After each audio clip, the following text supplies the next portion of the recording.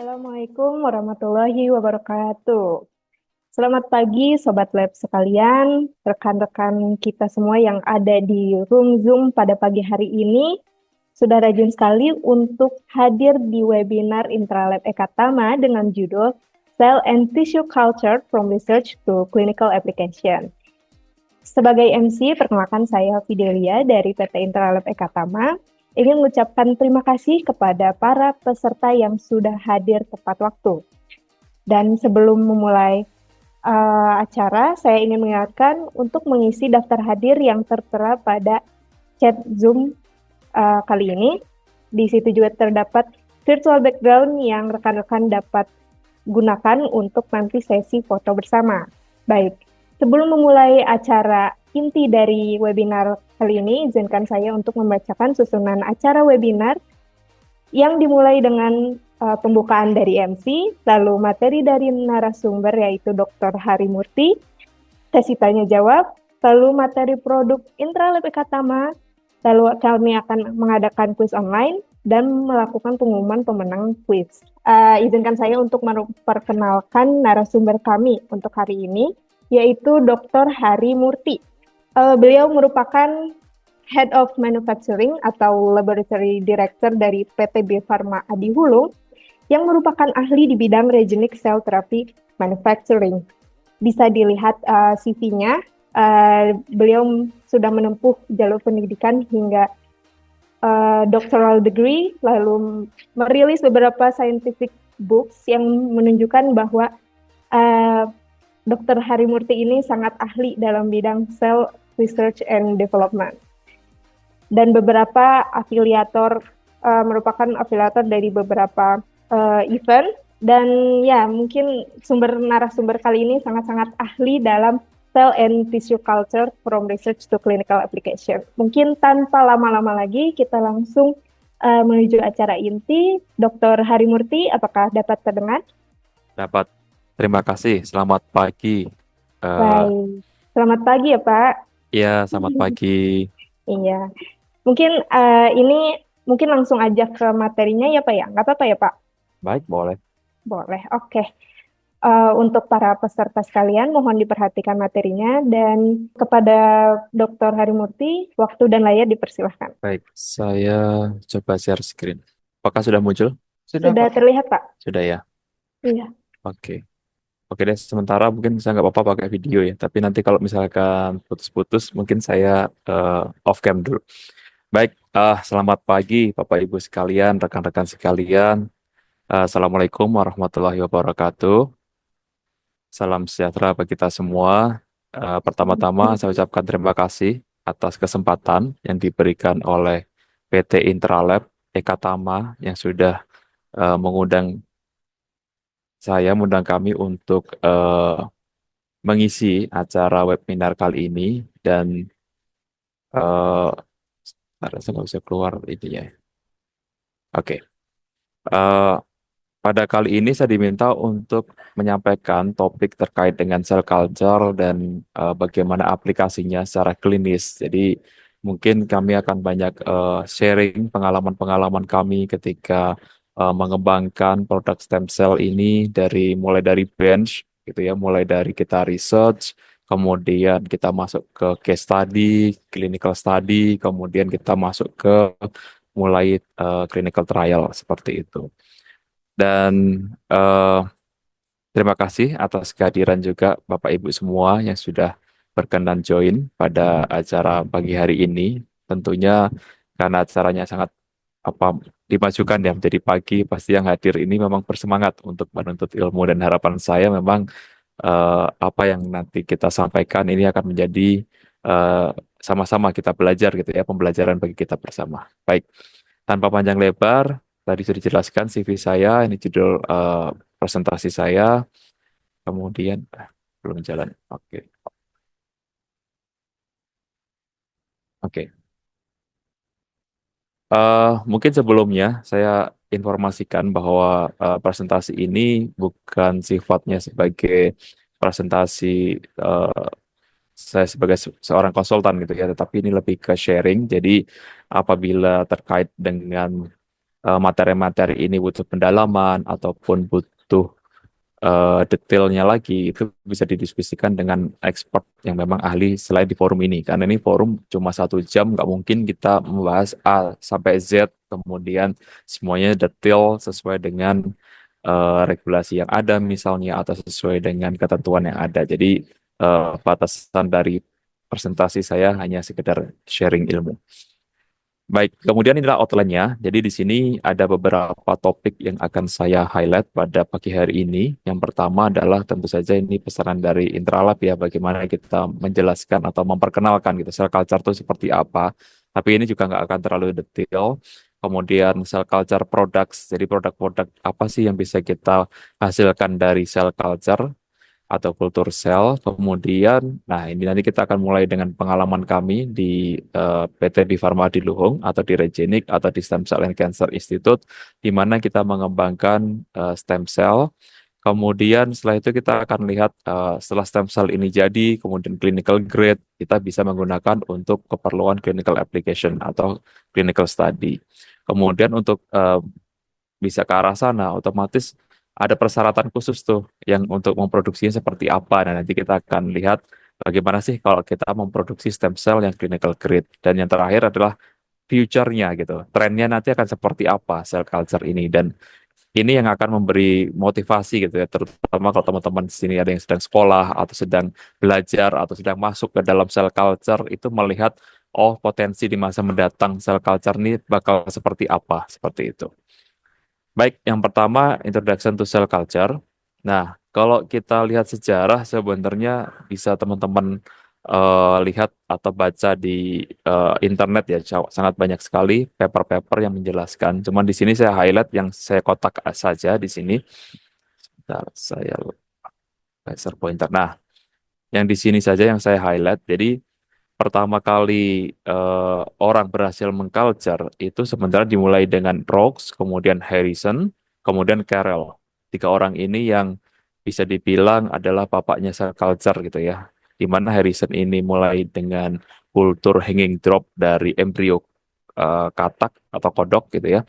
Kemudian dilanjutkan dengan Carroll yang di mana dia bisa mengestablish atau melakukan aseptic teknik untuk cell culture ini sangat penting sekali karena kita nggak mungkin melakukan cell culture tanpa menguasai teknik aseptik gitu ya. Kemudian setelah itu banyak sekali milestone-nya, saya nggak akan baca satu persatu, tapi memang sampai yang terakhir tahun 2026 ini yang mendapatkan Nobel kedokteran, yaitu Yamanaka menemukan indus pluripotent stem cell ini di tahun 2012. Nah, ini semua tentunya kita bisa melihat perkembangannya sangat masif gitu ya. Mulai dari ditemukan tahun 907 kurang lebih, ini sebelum Indonesia merdeka ya, kita merdeka aja 45 gitu ya, mereka sudah bisa melakukan cell culture. Kemudian kalau kita ngelihat gitu ya, kira-kira apa sih perkembangan-perkembangan yang sangat signifikan gitu ya. Jadi yang kita bisa lihat di sini yang pertama adalah ketika mereka menemukan antibiotik gitu. Karena antibiotik ini sangat penting untuk bisa menghambat kontaminan. Karena zaman dulu pastinya ruangan nggak sesteril sekarang gitu ya. Jadi waktu ditemukan antibiotik dan itu bisa diterapkan di cell culture itu sangat-sangat membantu sekali para peneliti untuk terus berinovasi.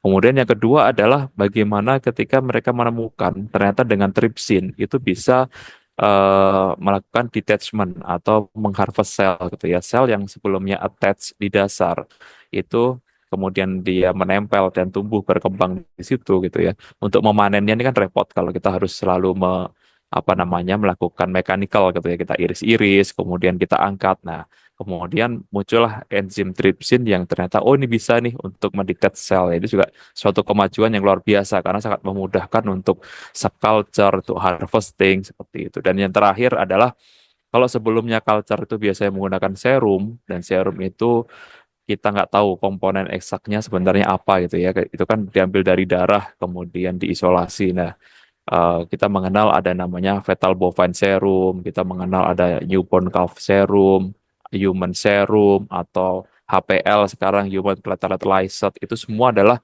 komponen dari darah yang tidak semuanya teridentifikasi. Nah, sedangkan kalau misalnya kita melakukan produksi, itu kan kita harus clear bahan-bahan apa sih yang kita pakai di produksi. Nah, jadi akan lebih bagus kalau kita menggunakan chemically defined culture medium. Jadi bahan-bahan yang memang secara kimia itu sudah ketahuan bentuknya apa, seperti itu.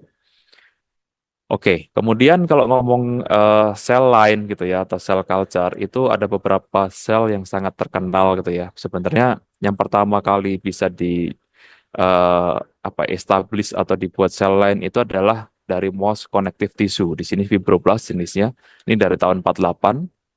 Tetapi yang sangat fenomenal sampai sekarang adalah HeLa cell. Si teman-teman yang sudah sering melakukan cell culture sudah sangat familiar dengan HeLa ini. Biasanya kalau belajar sel itu paling gampang ya dari sel HeLa ini gitu. Karena ini sel yang bisa dibilang sangat tahan gitu ya, nggak gampang mati, gampang di subculture. Kuncinya cuma satu, jangan sampai kontaminasi, itu aja.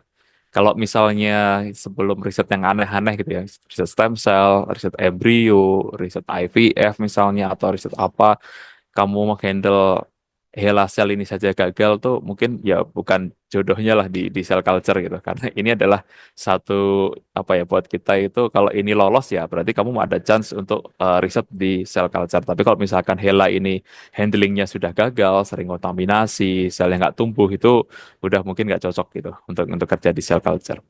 Nah, ini sangat kontroversi sebenarnya HeLa ini karena sebenarnya dia diambil dari pasien dan waktu pengambilan tuh ternyata waktu itu nggak ada informed consent dan ternyata sel ini bisa diisolasi dengan baik dan justru dia bisa jadi sel lain dan jangan sangat banyak dilakukan untuk riset-riset di sini. Ternyata waktu itu bisa untuk menumbuhkan virus polio di HeLa ini sehingga sangat fenomenal sekali dan ini sumbangsihnya dalam dunia kedokteran, dunia biotek, di dunia biomedicine itu sangat-sangat luar biasa. Oke. Kemudian kalau kita bicara cell culture itu juga biasanya kita tidak lepas dari namanya primary cell culture. Kalau tadi sel lain itu dia sel lestari ya sampai fase berapapun dia akan immortal, dia akan tahan hidup, nggak akan gampang mati gitu. Tapi kalau primary cell culture ini dia punya batasan hanya sampai fase misalnya fase 5 atau fase 10 atau fase 15 biasanya dia udah nggak bisa dilanjutkan lagi. Dia akan berhenti membelah karena juga ada teori nanti high freq limit seperti itu ya. Nah, ini suatu gambaran saja bagaimana kalau kita ingin mendapatkan primary cell culture, kita biopsi atau kita ambil jaringan dari hewan atau dari human gitu ya, kemudian nanti kita dissection, kita eh, kita hancurkan, kemudian kita pilih bisa dengan enzim, bisa dengan mechanical gitu ya. Kemudian setelah itu nanti akan di centrifuge biasanya untuk membersihkan dari debris-debris. Setelah itu kita cek dengan mikroskop dan setelah itu bisa diuji dengan VEX untuk melihat karakter selnya apa yang kita dapetin seperti itu. Jadi ini kira-kira lebih gambaran flowchart dari kalau kita melakukan isolasi primary cell untuk cell culture.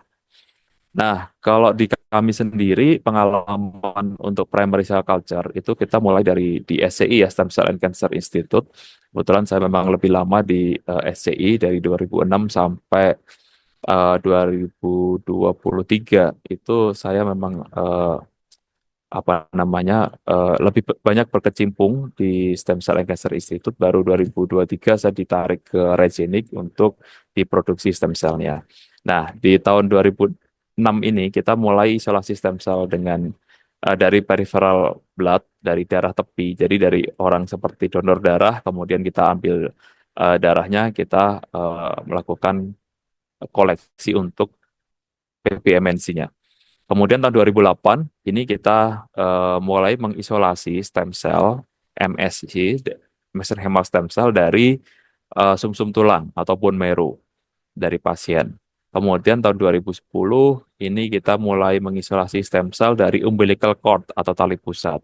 Kemudian tahun 2011 kita mulai mengisolasi stem cell dari jaringan lemak atau adipose. Ini biasanya ibu-ibu yang sosialita gitu ya, banyak melakukan sedot lemak liposuction. Nah, itu biasanya lemaknya bisa diproses untuk diambil stem cell-nya. Dan kita juga publish di beberapa jurnal internasional. Dan juga ini adalah beberapa jenis sel yang kita bisa isolasi dari beberapa jenis sumber tadi.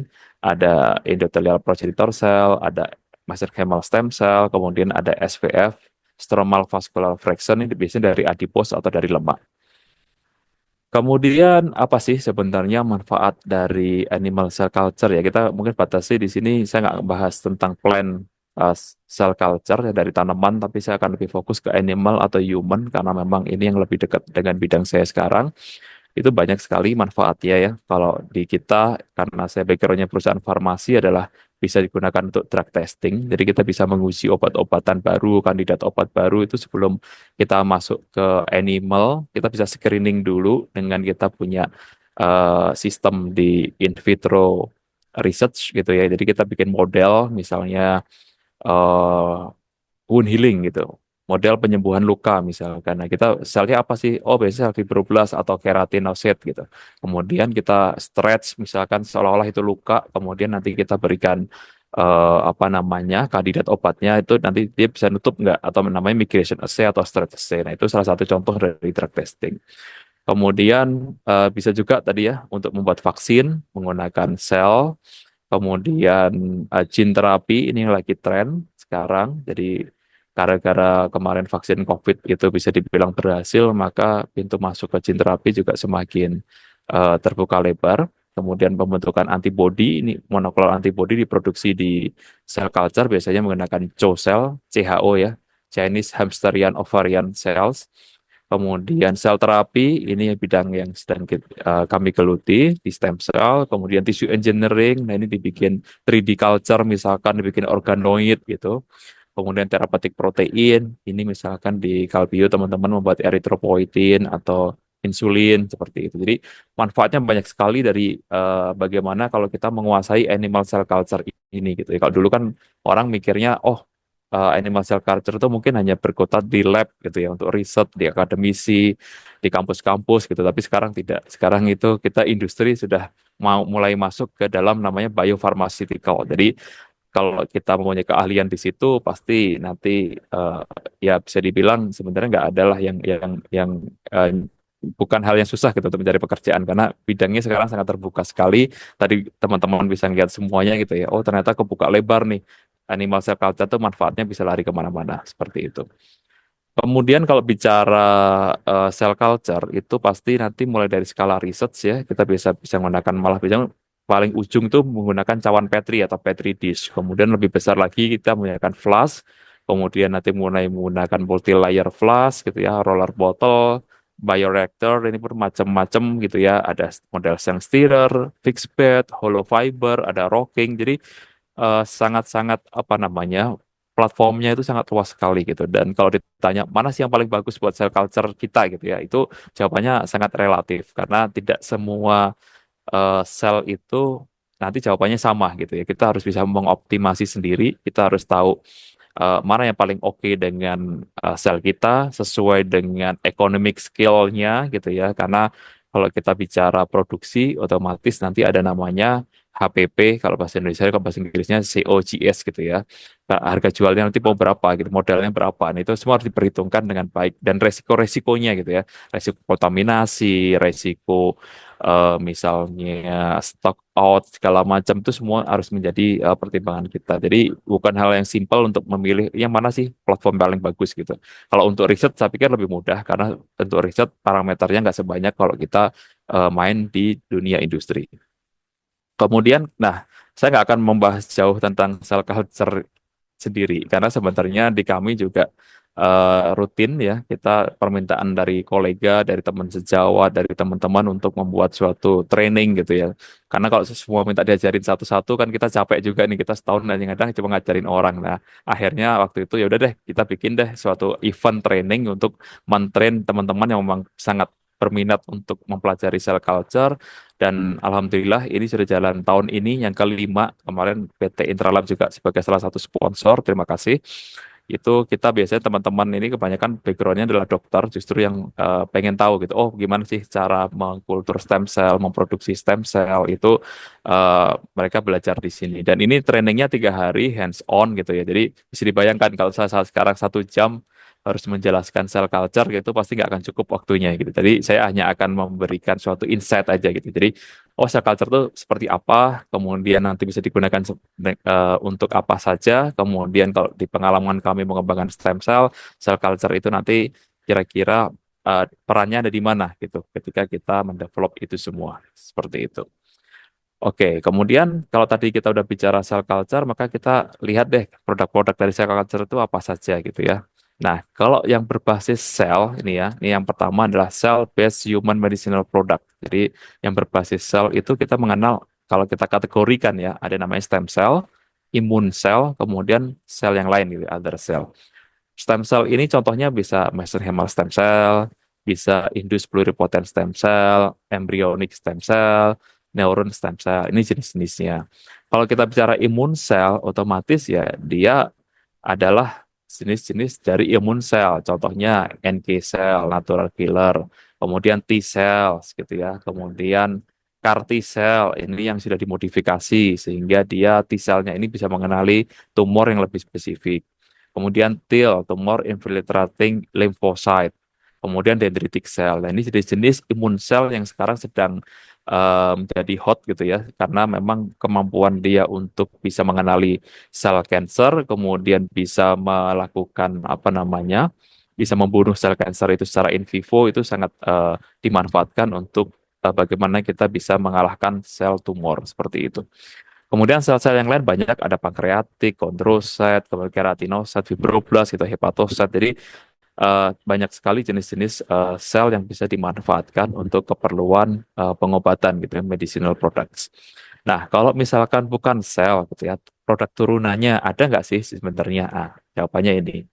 Jadi kalau turunannya, kalau dari stem cell itu ada namanya secretome atau condition media dari stem cell. Kemudian ada exosome, ini yang sekretom kemudian di apa istilahnya dikonsentratkan lagi, kemudian kita mencari yang ukurannya adalah 30 nano sampai 150 nano, itu adalah eksosom. Kemudian juga ada namanya extracellular vesicle EV. Kemudian ada lagi stem cell lyset. Nah, lyset ini dia adalah stem cell, kemudian dihancurkan membrannya sehingga semua isi-isi sitoplasmanya keluar, itu juga kita bisa menjadikan produk derivatif. Kemudian biosimilar products. Nah, ini nanti jelaskan ya, ada monoklonal antibody, ada enzim ataupun produk-produk yang lain. Contohnya ada GCSF, erythropoietin, ini sudah diproduksi insulin gitu ya, monoklonal antibody dan segala macamnya. Kemudian vaksin, pembuatan vaksin juga ini menggunakan cell culture prinsipnya. Contohnya ini adalah vaksin polio, ini menggunakan sel dari monkey atau monyet gitu ya, dari ginjalnya monyet, monkey renal. Nah, ini adalah bagaimana ternyata di belakang produk-produk yang mungkin kita sudah kenal, familiar, itu ada peran cell culture di situ gitu ya. Oke. Kemudian, nah ini obat-obat biologis ya, ini mungkin sedikit gambaran saja gitu. Jadi ternyata itu produk biologi itu beda sekali dengan produk-produk pharmaceutical yang kita sebut dengan small molecule gitu ya, karena ukurannya produk biologi itu biasanya 200 sampai 1000 kali lebih besar. Nah, karena banyak mengandung struktur protein yang lebih kompleks, maka dia lebih sensitif. Jadi memang lebih susah untuk namanya mengkarakterisasi atau memproduksinya. Nah, ini contohnya apa? Contohnya tadi misalnya eritropoietin, insulin, itu nggak gampang gitu. Dan tapi ya berkahnya adalah dengan seperti itu kita yang backgroundnya biotek, backgroundnya biologi mungkin atau teknik biologi atau yang biofarmaceutical itu bisa masuk gitu. Kalau enggak kan selamanya bikin obat ini domainnya teman-teman farmasi aja gitu ya. Tapi kalau seperti ini kan berarti memang oh ya udah berarti kita butuh apa namanya interdisipliner ilmu untuk sama-sama kita bagaimana mengatasi masalah ini seperti itu.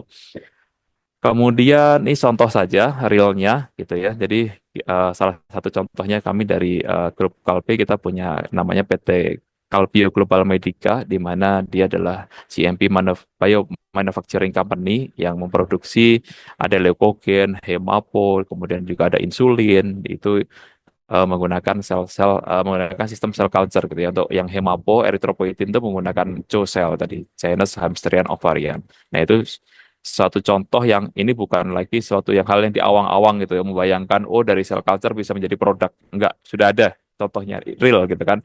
Bahkan diresmikan oleh presiden, produknya sudah di-approve oleh Badan POM dan sudah dijual lewat BPJS juga bisa yang Hemapo gitu ya. Nah, itu suatu hal yang memang oh ini udah di depan mata gitu kan lagi di awang-awang seperti itu.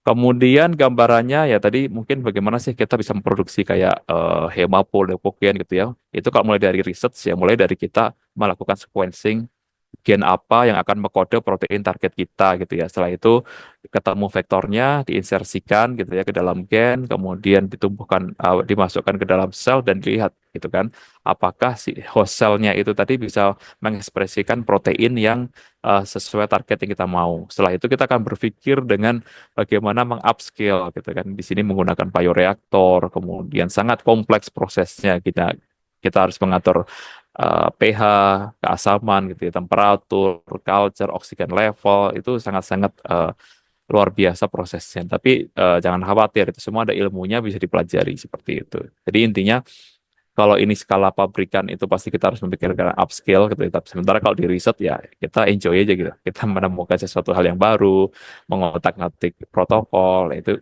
yang kerjaan kita di riset untuk tujuan publikasi misalnya. Oke, kemudian ini pengalaman kami bagaimana kita mengembangkan stem cell gitu ya. Kita mulai dulu dari apa sih stem cell itu gitu ya. Stem cell itu adalah sel yang belum berdiferensiasi, dia masih bisa mampu berproliferasi, kemudian bisa meregenerasi dan juga bisa menjadi sel yang lebih matang, terspesialisasi. Contohnya bisa menjadi sel saraf, misalkan menjadi sel kardiak, liver cell, blood cell gitu ya.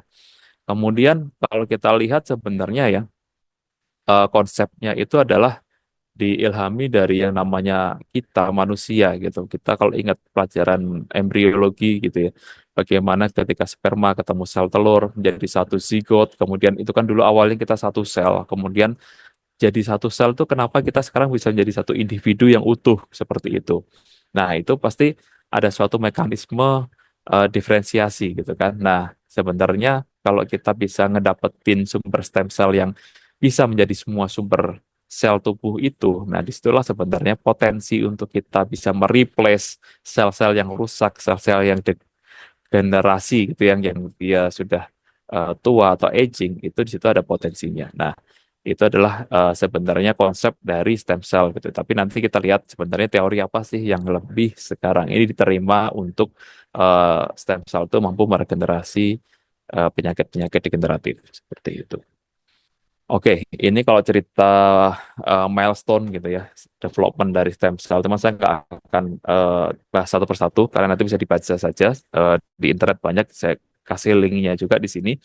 Intinya stem cell sebenarnya kalau di dunia research bukan hal yang baru, walaupun di Indonesia mungkin baru booming 10 tahun terakhir gitu ya. Tapi sebenarnya di luar negeri ini dari tahun 61 itu sudah mulai orang riset stem cell. Kemudian memang boomingnya stem cell itu di luar negeri ketika tahun 98 Thomson ini berhasil mengisolasi human pluripotent stem cell di mana dia ambilnya dari embrionik.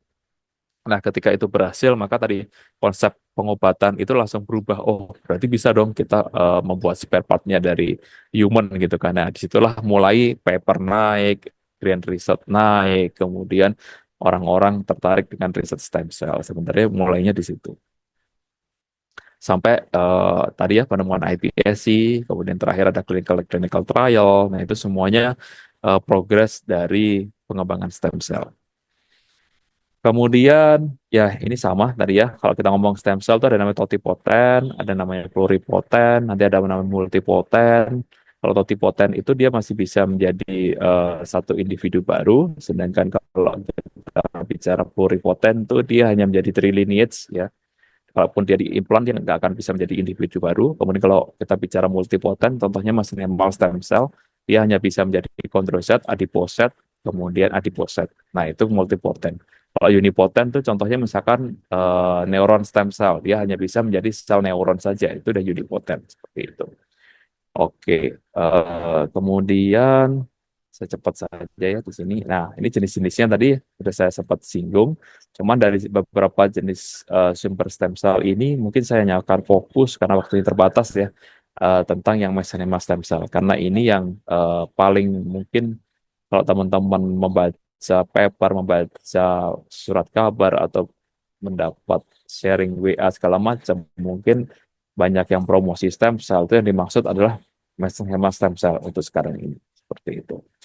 Oke, kita bicara mesenhema stem cell. Mesenhema stem cell itu sumbernya dari mana saja sih sebenarnya gitu ya. Bisa dari sumsum tulang, bisa dari jaringan lemak, bisa dari umbilical cord, kemudian juga bisa dari jaringan dermis dari fetal gitu ya, dari jaringan bayi yang baru lahir, kemudian dari pericyte gitu, ini mirip-mirip stem cell, MSC gitu ya, kemudian dari jaringan yang lain. Nah, tetapi satu hal yang penting adalah ketika kita membicarakan sel itu sama sebenarnya kayak kita bisa mengkarakterisasi orang gitu ya. Jadi ini itu termasuk jenis apa sel yang kita teliti gitu. Nah, itu sangat penting sekali. Nah, gitu.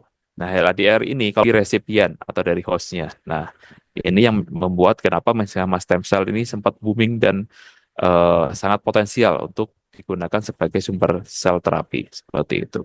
Dan sifat yang ketiga adalah ketika dilakukan diferensiasi secara in vitro, dia harus bisa menjadi tadi osteoblas, adiposit, dan kondroblas gitu ya, dengan dilakukan staining secara in vitro. Nah, pertanyaannya, kalau misalnya gitu ya, dari tiga sifat itu ada satu sifat yang nggak dilakukan. Boleh nggak kita nyebutnya sebagai mesenchyma stem cell? Nah, ini saya sering jumpai karena saya juga sering diminta mereview, gitu, mereview beberapa jurnal gitu. Biasanya kalau dari paper masuk dari Indonesia tuh dia karakterisasinya sering nggak komplit gitu. Jadi misalkan dia nggak melakukan. Dan nomor dua, yang CD-CD ini kan nama alatnya adalah flow cytometry. Jadi stem cell kemudian dikasih antibody, di antibodinya itu sudah terlabel dengan fluorescence. Kalau positif, dia akan berikat antibody berikatan dengan stem cell, kemudian ditembak dengan fluorescence, maka dia akan berpendar. Prinsipnya seperti itu. Kemudian dimasukkan dalam satu pipa kapiler. Nah, itu yang membuat dia bisa kita karakterisasi ini positif atau negatif. Nah, kalau misalkan itu nggak dilakukan gitu ya, misalkan dari tiga sifat itu kita hanya bisa dua gitu ya, yang satu nggak bisa. Nah, saran saya adalah mengganti judulnya, jangan lagi menggunakan nama mesenchymal stem cell, tapi menggunakan MSC like cells. Jadi sel yang menyerupai atau mirip dengan MSC itu biasanya saya masih bisa terima. Tapi kalau dia nggak mau merubah judul, biasanya saya reject papernya. Saya nggak mau terima sebagai paper seperti itu. Jadi kenapa? Karena ya ini idealisnya ya penting gitu. Kalau kalau emang kita bicara misalnya, oh apa namanya, bahwa mahasiswa IPB misalnya itu harus punya KTM misalnya. Ya kalau orang nggak punya KTM KTM apa namanya IPB, ya berarti kita nggak bisa sebut dia sebagai mahasiswa misalnya. Nah itu kan suatu hal yang sudah jelas aturannya. Jadi kita harus ikuti. Nah seperti itulah kira-kira kalau kita punya eh, apa namanya list untuk mengkarakterisasi sel, ya kita harus ikutin semuanya sesuai dengan regulasi yang berlaku seperti itu. Nah, ini gambarannya tadi ya. Kalau yang pertama ini bagaimana kalau kita foto di flash gitu ya, atau di cawan Petri, plastik Petri dish gitu. Ini gambarannya seperti ini. Ini gambaran ketika sel-sel itu mulai keluar dari jaringan umbilical cord-nya, tisu. Kemudian inilah gambaran dari hasil fax-nya. Jadi kalau positif dia ada dua grafik seperti ini. Tadi kan yang positif ada tiga ya, 105, 73, 90. Ini semuanya ada pik-pik seperti ini. Yang hijau sama yang ungu ini kan beda. Nah, itu tandanya positif. Tapi kalau dia negatif, itu dia jadi satu dengan isotype-nya. Nah, ini yang 34 sampai LADR ini semuanya negatif. Nah, ini cara mengebaca dari tabel flow cytometer. Kemudian kalau contoh dari diferensiasi, tadi menjadi osteoblas, adiposit, dan kondroblas bisa dilihat di sini foto-fotonya. Ini yang positif osteoblas warna merah, kemudian adiposit yang lemak itu seperti ada gumpalan-gumpalan lemak, kemudian kondroblas ini warnanya seperti biru kehijauan seperti itu. Nah, ini tiga karakter ini penting sekali ketika kita apa namanya menyebutkan bahwa ini adalah mesenchymal stem cell seperti itu. Oke, kemudian kenapa sih MS itu menarik untuk diteliti baik untuk riset maupun untuk publikasi gitu ya? ataupun untuk clinical trial itu karena yang pertama adalah dia mempunyai wide range differentiation potential. Jadi potensi sebagai multipotennya itu masih sangat baik, terutama kalau diambil dari jaringan yang masih muda seperti itu. Jadi kemampuan dia untuk berdiferensiasi itu masih tinggi. Kemudian ini immunosuppressive attributes atau immunomodulatory tadi saya sebut ya, dia tidak menginduksi sistem imun, justru dia bisa mensupres sistem imun. Karena ini banyak sekali penelitian sudah berhasil untuk GVSD. GVSD adalah eh, apa namanya, graft versus host disease. Jadi kalau orang melakukan transplantasi organ itu kan biasanya akan di reject tuh sama karena beda gitu kan. Nah itu bagaimana caranya dia nggak di reject itu biasanya sistem imun itu ditekan, dikasih obat namanya immunosupresan. Nah biasanya obat-obatan ini kimia gitu kan. Nah ternyata karena kemampuan MSC itu bisa menekan sistem imun, justru kita menggunakan mereplace obat-obatan kimia itu misalkan steroid gitu ya dengan MSC dan itu ternyata berhasil. Bisa dicek di papernya di Jepang sudah di-approve penggunaan MSC sebagai obat untuk GVSD, graft versus host disease. Kemudian yang ketiga adalah kapasitas untuk homing, kemampuan dia untuk homing. Homing itu homing kemana gitu? Homing itu pulang ke rumah gitu ya. Homing itu adalah dia mampu mengenali daerah-daerah yang inflamasi. Nah, termasuk cancer. Kalau orang itu ada cancer, ada tumor, kemudian di situ ada peradangan, biasanya itu ada inflamasi, maka MSC bisa masuk ke daerah situ. Dia akan mengenali ada sinyal inflamasi, maka dia akan menyamperin ke situ. Nah, itu kemampuan dari MSC.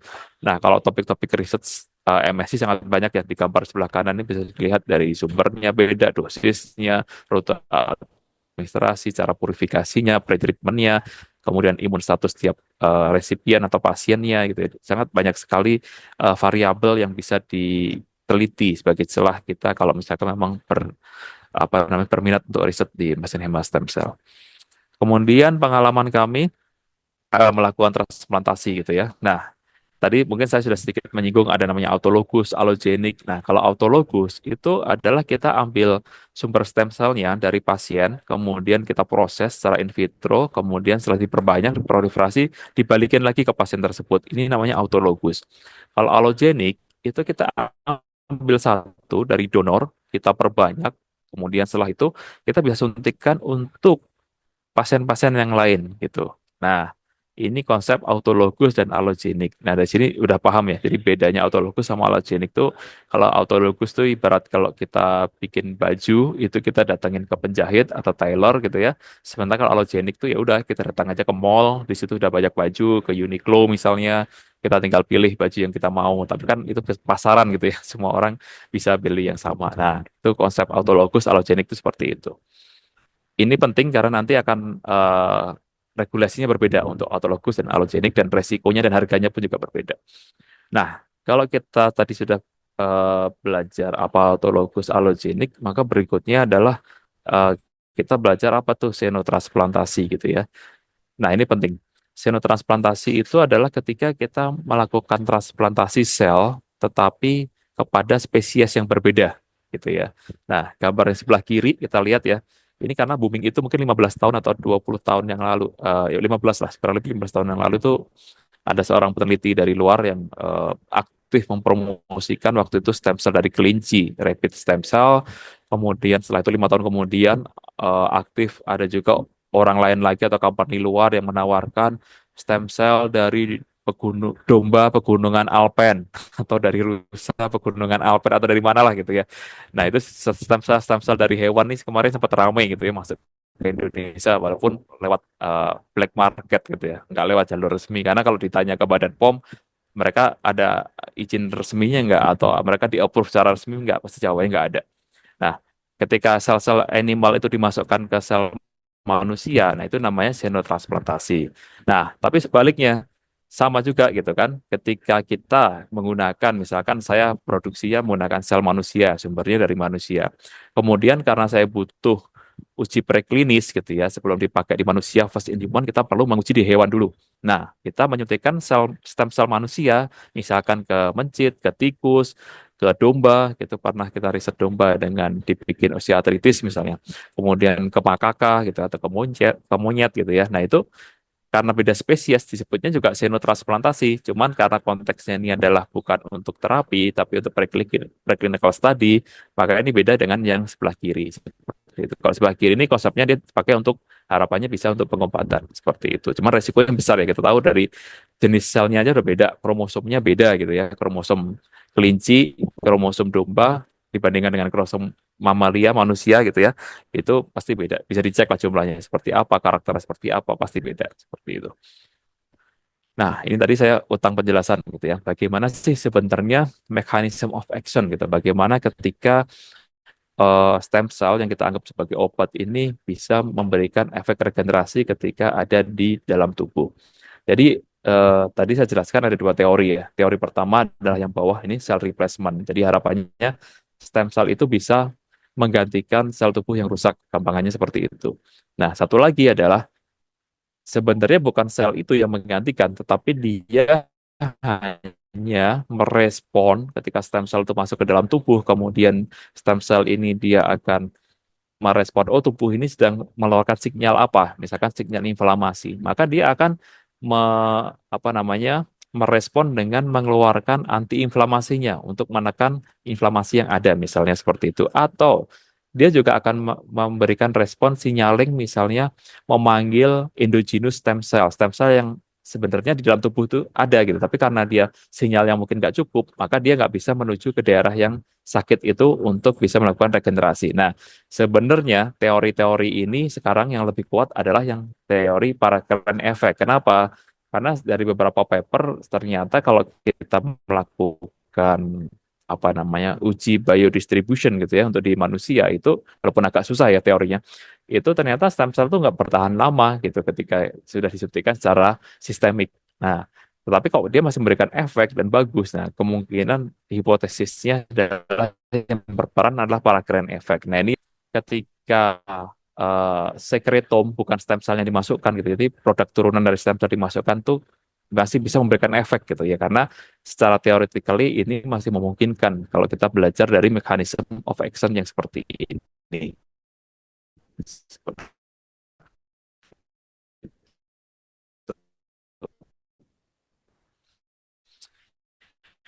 Kemudian untuk klinik Unpad dan beberapa rumah sakit pendidikan seperti RSCM, Sarjito, kemudian Hasan Sadikin, Rumah Sakit Jantung Harapan kita, itu kita melakukan case study dengan beberapa indikasi ada cartilage defect ini di lutut, kemudian non-union bone fracture ini patah tulang yang tidak menyambung gitu ya. Itu untuk memberikan sambungan tengahnya itu bisa digunakan stem cell dan scaffold. Kemudian untuk myocardial infarction itu untuk jantung itu kita menggunakan tadi EPC, progenitor hemolytic stem cell. Kemudian spinal cord injury ini apa namanya? Kita biasanya suntiknya intratekal ini dengan dokter saraf, biasanya spesialis saraf. Dan satu lagi yang untuk burn dan critical limb ischemia. Nah, ini juga biasanya dulu sih kita menggunakan umbilical cord blood MNC seperti itu. Ini contoh beberapa clinical study. Dan hasilnya sudah kita publish juga di paper, bisa dibaca, dicari misalkan stem cell dari Stem Cell Cancer Institute atau dari Regenik. Itu bisa nanti akan muncul hasil-hasil tadi yang saya sampaikan itu sudah dipublish dan selain paper kita juga tadi sudah sebutkan kita menulis beberapa buku bekerja sama dengan beberapa kolega termasuk sejawat agar bisa informasi ini tersampaikan dengan lebih baik lagi seperti itu. Nah, eh ini mungkin yang akan jadi banyak pertanyaan gitu ya. Kalau apalagi ini kan saya yakin background-nya macam-macam nih.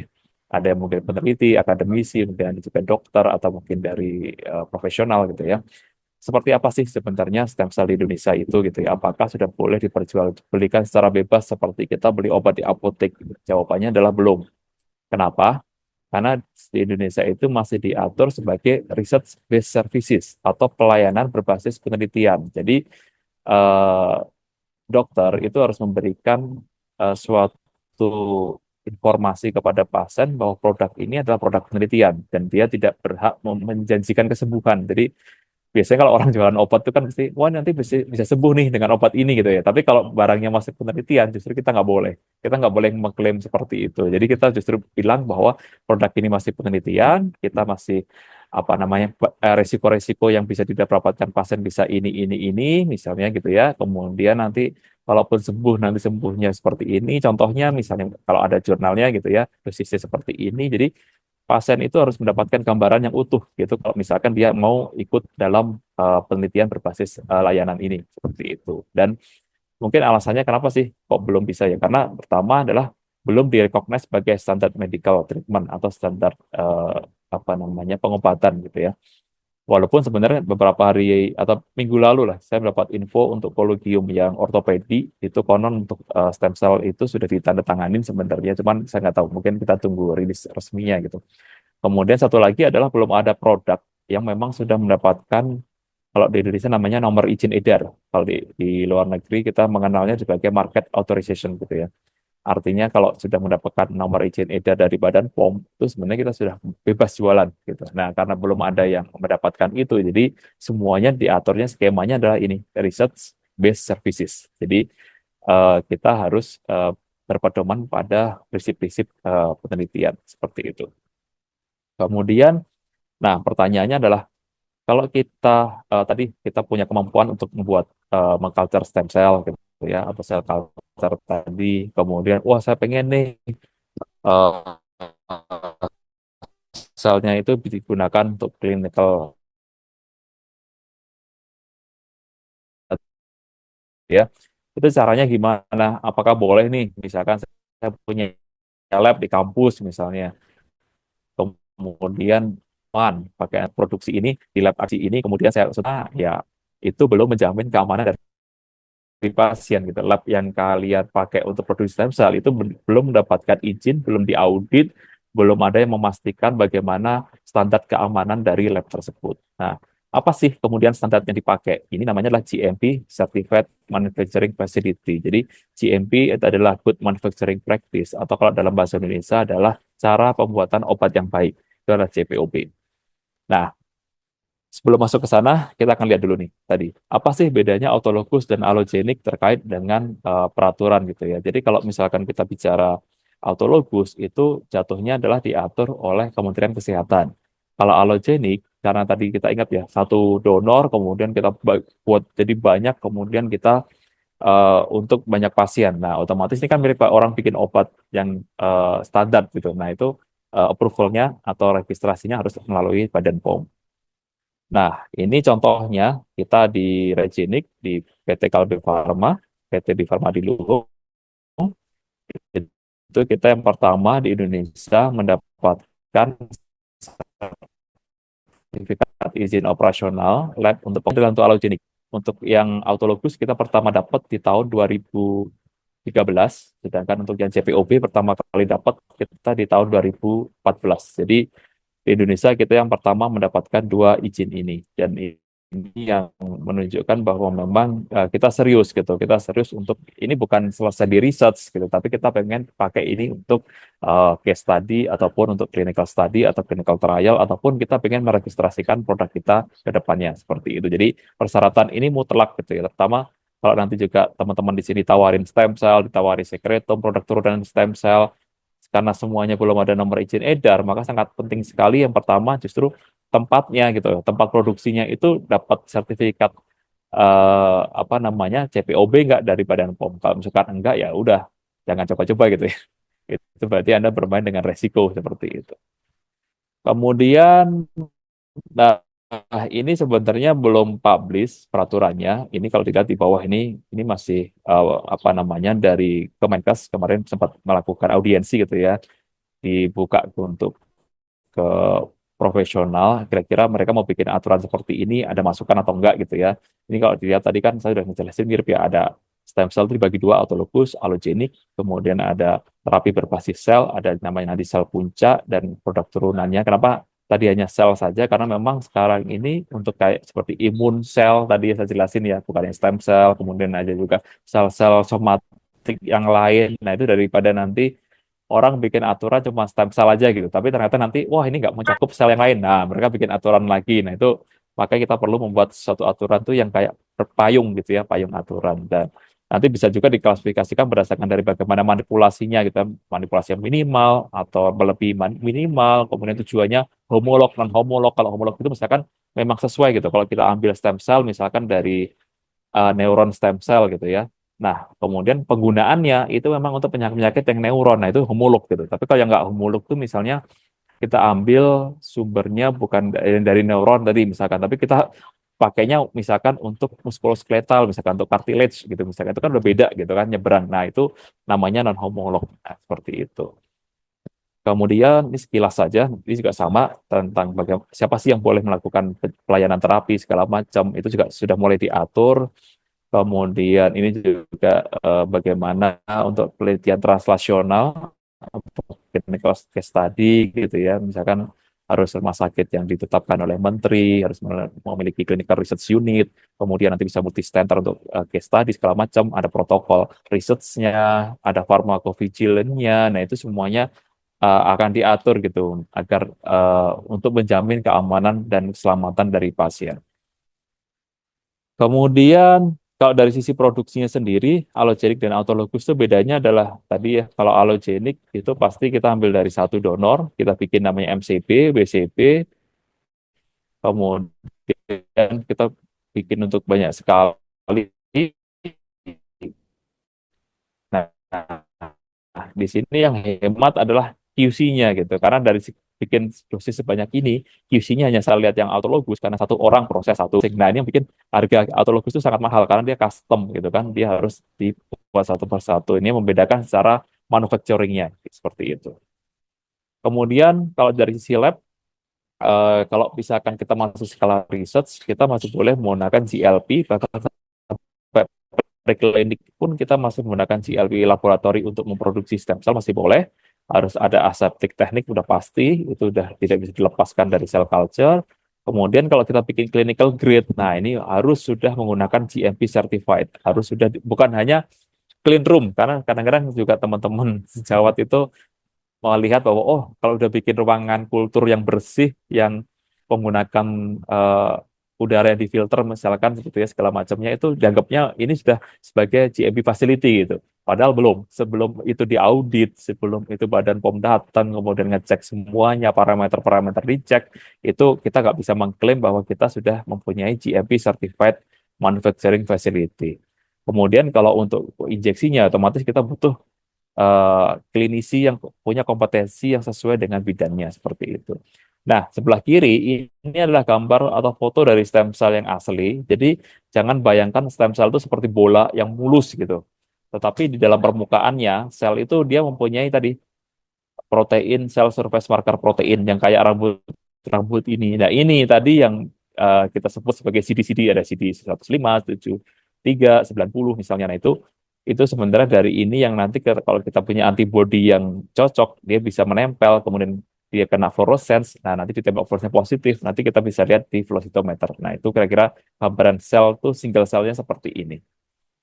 Kemudian saya cepat aja, tadi saya udah jelasin tentang yang allogenik ya, ini prosesnya. Jadi kalau allogenik itu kata kuncinya itu dia harus punya namanya master cell bank, working cell bank, dan final product ini. Jadi kalau misalnya ada center yang klaim, oh saya bikin allogeneic stem cell gitu ya, tapi nanti berapa lama lagi, oh stem cell saya habis, saya cari donor baru lagi. Nah, kalau allogenik nggak seperti itu konsepnya gitu. Allogenik itu saya bikin itu mungkin harusnya untuk 5 tahun, 10 tahun atau 15 tahun lagi itu harusnya cukup gitu. Jadi bukan yang secepat itu ganti donor baru atau kita eh, mencari eh, donatur segampang itu. Kenapa? Karena begitu cari donor baru, itu kita harus mengulang semua proses development dari awal gitu. Karena beda sel itu sudah berbeda lagi karakterisasinya. Dan itu harus kita eh, namanya teliti satu persatu lagi dari awal sampai ketemu optimasinya. Itu nggak gampang dan itu nggak mahal, apa nggak murah gitu ya. Itu sangat mahal sekali biayanya. Jadi sebisa mungkin tuh kita tidak melakukan banyak sekali pengambilan donor baru seperti itu. Kemudian untuk QC juga sangat penting ya, ada identity, viability, safety, sterility, potensi, kemudian genetic stability. Biasanya kita dengan menggunakan karyotyping, kita kirim ke Singapura untuk kromosomnya. Nah, hal-hal seperti ini yang akan membuat dari sisi budget itu sangat membengkak gitu kalau untuk terapi. Kemudian ini gambarannya kalau kita menggunakan cell culture untuk produksi ya. Jadi untuk kerja aja kita menggunakan baju yang sangat ketat seperti ini, sangat apa namanya melindungi baik dari operator maupun melindungi produk seperti itu. Kemudian mungkin GMP. Jadi kenapa GMP itu ribet? Ya karena dia semua hal yang ada di manufacturing dikontrol dalam suatu quality system, mulai dari koleksinya, processingnya, penyimpanan, bahkan pakai produk dari Intralab gitu ya. Itu saya nggak cukup percaya dengan Bu Hanifah kirim ke tempat saya, oh saya pesan cryofile dari Intralab gitu ya. Kemudian saya nggak ngaudit ke gudangnya Intralab tuh suatu hal yang salah kalau GMP gitu. Karena saya tahu selama di Intralab itu penyimpanannya seperti apa, sesuai nggak suhunya gitu kan. Kemudian sesuai nggak sesuai dengan yang diminta oleh si manufacturingnya si cryofile itu misalnya gitu ya. Itu kita harus audit semuanya, bagaimana transportnya semuanya. Jadi nggak sesimpel kita untuk riset gitu ya. Karena kita mau ngejamin apa kualitas keamanan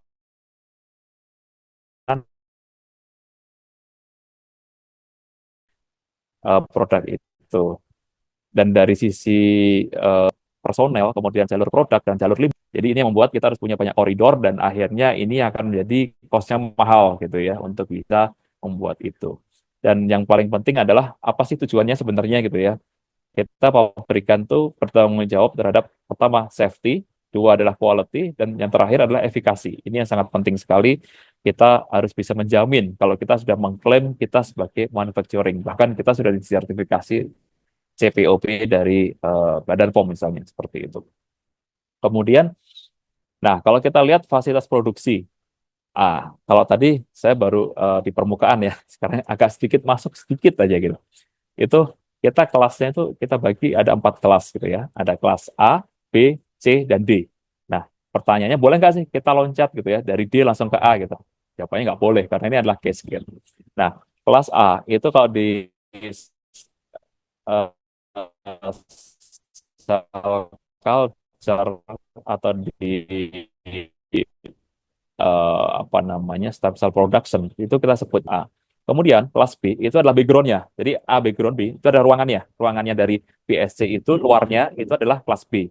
Nah, luarnya lagi nanti kelas C dan kelas B. Jadi urutannya seperti itu. Nah, dalam hal kita memproduksi stem cell itu kita menggunakan namanya positive pressure. Jadi semakin bersih kelas ruangannya itu maka semakin tinggi pressure udaranya, tekanan udaranya. Alasannya apa? Ketika pintu nanti dibuka, itu udara harus mengalir dari yang udara yang kelasnya bersih ke kelas yang kotor. S- Jadi aturannya seperti itu. Jadi bukan kebalikannya. Jadi ketika ruangan itu nanti dibuka, itu dia harus memastikan bahwa udara itu mengalir dari ruangan yang bersih ke ruangan yang kotor. Dan kita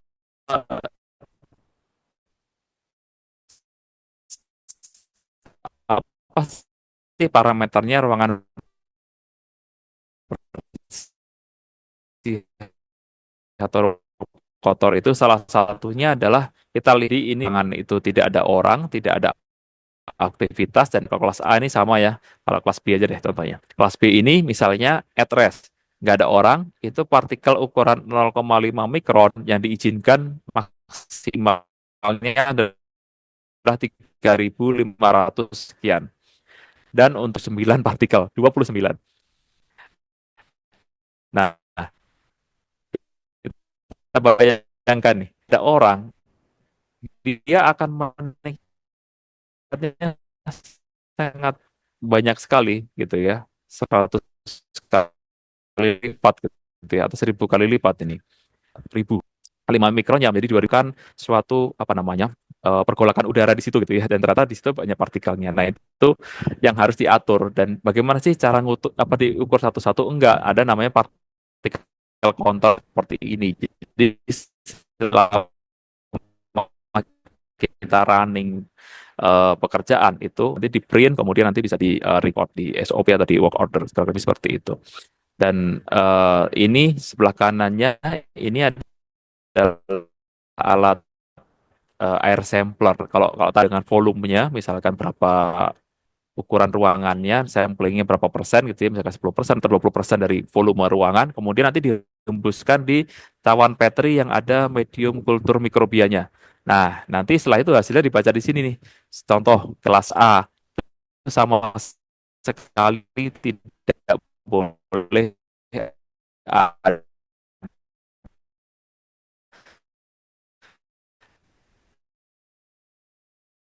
nih, harus steril. Kemudian kelas B ada 10 maksimalnya. Seperti itu 200. Jadi bagaimana gradingnya dari kelas yang kotor menuju pun ini. Karena kenapa? Karena di kelas A itu kita karena open system, kita masih membuka si apa namanya si selnya itu di situ. Jadi ada kemungkinan sel itu akan kontak dengan udara langsung di kelas A. Nah, otomatis kalau itu kejadian, maka kita tidak boleh mentolerir adanya partikel di dalam kelas A. Seperti itu. Nah, kemudian personel. Personel juga nggak sembarangan. Personel yang boleh kerja itu harus sudah dikualifikasi. Atau gambarannya kayak punya SIM lah gitu ya. Ini jadi untuk gowning steril setelah selesai itu harus dicek nih dengan product plate. Apakah dia nanti tumbuh nggak nih kalau misalkan ditumbuhkan mikrobianya gitu kan. Kemudian sebelum kerja juga ada namanya fingerprint. Jadi kita eh, glove yang steril tadi setelah kita pakai, kemudian kita tancapkan di cawan Petri. Nah, nanti kalau misalkan tumbuh itu berarti dia juga ada potensi mengkontaminasi produk. Jadi intinya kalau GMP itu bagaimana kita melindungi produk kita yang sedang kita culture gitu ya atau stem cell itu misalnya seperti itu. Jadi bahkan personel pun bisa jadi kita yang akan mengkontaminasi si produk itu. Jadi kita juga salah satu suspek kalau terjadi sesuatu kontaminasi gitu. Oh, jangan-jangan dari personel gitu kan. Nah, itu harus dipastikan seperti itu. Kemudian mungkin waktunya udah mau habis ya. Oke, ini bagian terakhir. Jadi kalau kita ngelihat tren ya, itu ke depan itu pasti akan selalu akan tumbuh yang alogenik. Kenapa? Karena ya alogenik ini lebih simpel. Orang nggak perlu nunggu. Kalau orang butuh stem cell cepat, itu dia langsung biasanya lebih ready gitu ya, karena nggak perlu diproses yang berlebihan. Paling dia cuman towing dari yang beku, kemudian dibikin preparasi ready to inject, siap inject gitu ya. Itu mungkin butuh waktu 2-3 hari juga udah cukup. Sebenarnya praktikalnya sehari, tapi kalau administrasi segala macam itu mungkin butuh waktu transportasi gitu ya, butuh waktu dan tes-tes QC, nah itu mungkin butuh waktu 2-3 hari ya. Nah, kalau untuk yang autologus itu saya proses sekarang saya ambil sumber stem cell yang misalkan dari adipos gitu ya, atau sumsum tulang gitu, itu baru bisa dipakai lagi paling cepat 3 minggu atau 4 minggu setelah pengambilan spesimen ini. Nah, itu yang butuh waktu agak lama seperti itu.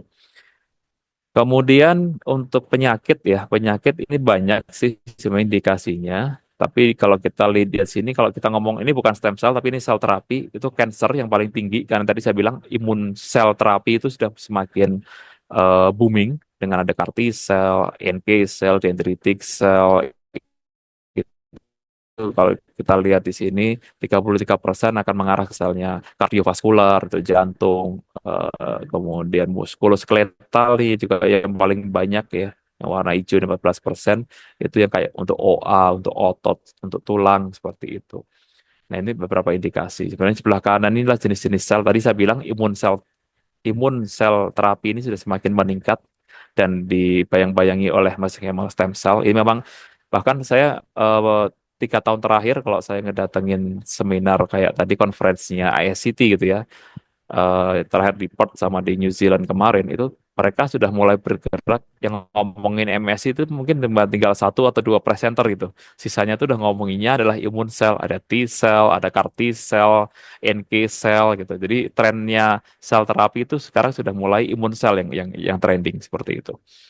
Kemudian ini kalau kita ngelihat ya, kalau kita melakukan pengembangan, kita harus melihat kompetitor kita tuh sudah sampai fase mana gitu ya. Ada fase 2, fase 3, kemudian siapa company-company-nya. Nah, itu kita harus ngelihat mappingnya karena jangan sampai nanti kita apa istilahnya, momennya terlewat. Kalau momen terlewat tuh ya sudah kita udah habis cost besar untuk pengembangan, tetapi ketika masuk ke market ternyata kompetitor duluan gitu kan. Nah, itu membuat secara bisnis itu tidak menguntungkan seperti itu. Kemudian kalau dari sisi biosimilar itu kalau kita tahu ya, dia boomingnya kan di tahun 80-an, 90-an, 2000-an gitu ya. Itu biosimilar leading-leadingnya paten gitu. Nah, ini paten-paten ini sudah banyak ya di tahun 2016-an. Nah, dari istilahnya Me Too. me too, saya juga gitu ya. Itu artinya membuat produk yang kayak generiknya lah gitu, yang padanannya tapi udah nggak kena paten lagi. Nah, itu juga semakin ramai gitu kan. Biasanya mereka akan bermain dengan harga yang lebih murah, tapi kualitasnya tetap bagus, efeknya bagus. Nah, itu tantangannya ke sana. Nah, itu dunia di biosimilar juga semakin eh, apa namanya ramai nanti. Kemudian, nah ini yang mungkin masih future, tapi sebenarnya sudah di depan mata juga. Jadi kalau kita sekarang ini makan daging gitu ya, itu mungkin asosiasi kita kan, wah ini daging masih daging sapi gitu ya. Tetapi bisa dibayangkan mungkin beberapa tahun ke depan itu kita sudah akan mulai familiar dengan daging yang berasal dari cell culture yang dibuat di dalam lab secara in vitro gitu. Jadi kita membuat daging buatan dengan sistem cell culture, kemudian ini yang akan menggantikan daging burger seperti ini gitu ya.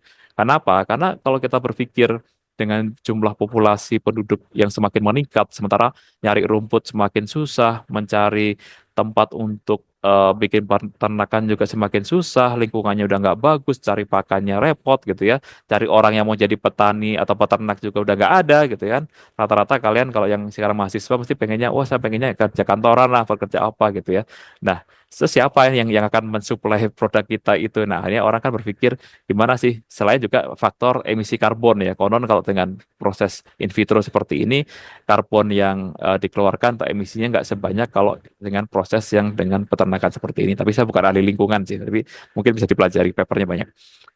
Kemudian selain tadi daging, ya udah banyak sekali kalau kita baca startup yang sudah mulai ada contohnya nih. Dia membuat daging kanguru, kemudian di sini apa namanya kalau nggak salah dia dengan seafood, ya. Oh ini chicken. Kemudian di sini yang seafood ya kalau nggak salah ya. Ya ini yang udang ya, yang udang Singapura tuh bikin beberapa dari seafood. Bisa dibayangkan bahwa orang tuh sekarang kenapa? Karena kalau kita ngomong stem cell, kemudian tujuannya untuk terapi, itu kita harus clinical trial dulu dan clinical trial itu biaya sangat mahal. Karena kita tidak boleh membebankan apa namanya biaya treatment itu ke pasien gitu kan.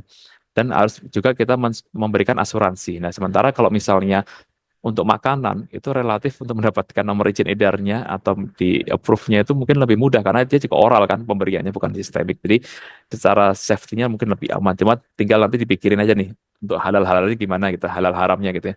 Tapi yang pasti adalah kalau kita bikin daging buatan seperti ini, culture meat gitu ya, itu sumbernya ya kalau memang daging sapi ya berarti selnya sel sapi gitu ya.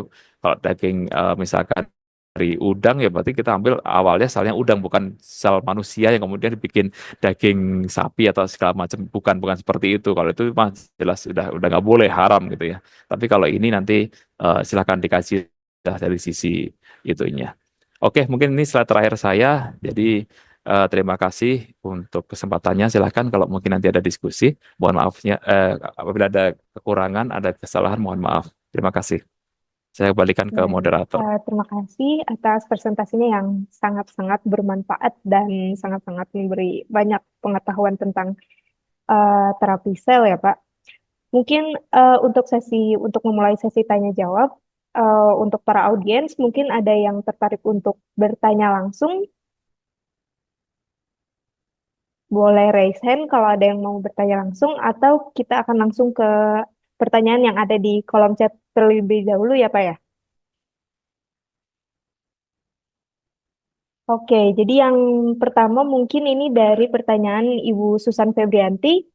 Izin bertanya, apa yang dimaksud dengan perkembangan fase 1, 2, 3?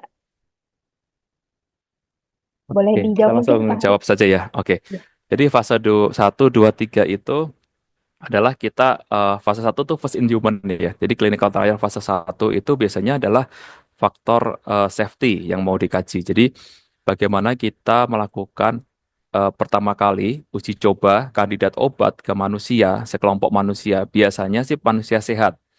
Itu jumlahnya sekitar 10 sampai 20 orang, kemudian diuji dengan kandidat obat itu, kemudian dilihat efek safety-nya. Ada efek safety-nya nggak, eh, keamanannya nggak terhadap si pasien seperti seperti itu. Nah, cuman ada beberapa perkecualian. Saya ambil contoh misalnya obat kanker. obat kanker ini, obat kemo misalnya, kemo itu kan efeknya sangat luar biasa. Nah, itu biasanya obat kemo itu kalau diuji phase one ya, itu biasanya karena kalau misalkan orang sehat, kemudian dia dicobain dengan obat kemo, di mana kita tahu efek sampingnya luar biasa gitu ya, itu kan benefitnya yang dia dapat dari obat itu nggak ada, tapi dia dapatkan resikonya. Nah, itu bisa diizinkan menggunakan pasien yang nggak sehat. Nah, kalau udah lolos di fase satu, nanti akan masuk ke fase 2. Fase 2 itu sudah mulai kita melihat efikasi atau kemanjuran. Jadi misalnya klaim saya, misalkan, oh stempel saya untuk diabetes, misalnya gitu ya. Nah, kita lihat nih parameter-parameter diamati gitu. Kalau sudah saya kasih obat, kemudian dia turun nggak gitu kan. Nah, itu fase 2. Fase 2